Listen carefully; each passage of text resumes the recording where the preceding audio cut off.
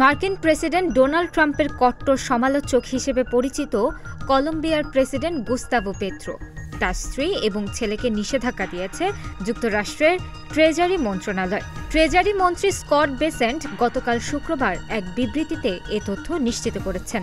বিবৃতিতে বলা হয়েছে, গুস্তাভো পেত্রো ক্ষমতায় আসার পর থেকে কলম্বিয়ায় কোকেন উৎপাদন কয়েক দশকের মধ্যে সর্বোচ্চ পর্যায়ে পৌঁছেছে, যা যুক্তরাষ্ট্রে প্রবেশ করে আমেরিকান নাগরিকদের ক্ষতি করছে। নিষেধাজ্ঞার জবাবে প্রেসিডেন্ট পেত্রো সামাজিক যোগাযোগ মাধ্যম এক্সে লিখেছেন, তিনি একজন মার্কিন আইনজীবী নিয়োগ করেছেন এবং এই নিষেধাজ্ঞার বিরুদ্ধে আইনি লড়াই চালাবেন।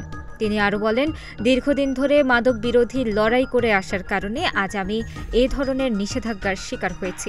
এটি একটি অদ্ভুত পরিহাস, তবে আমরা কখনো পিছু হটব না। সম্প্রতি যুক্তরাষ্ট্র মাদক বিরোধী অভিযানের নামে দক্ষিণ ক্যারিবীয় উপকূলীয় অঞ্চলে সামরিক তৎপরতা জোরদার করেছে। ওই অঞ্চলে মাদক চোরাচালানের অভিযোগে বহু মানুষকে গ্রেপ্তার করা হয়েছে। এর ফলে সাম্প্রতিক মাসগুলোতে পেত্রো সরকারের সঙ্গে মার্কিন প্রশাসনের মধ্যে উত্তেজনা বেড়েছে।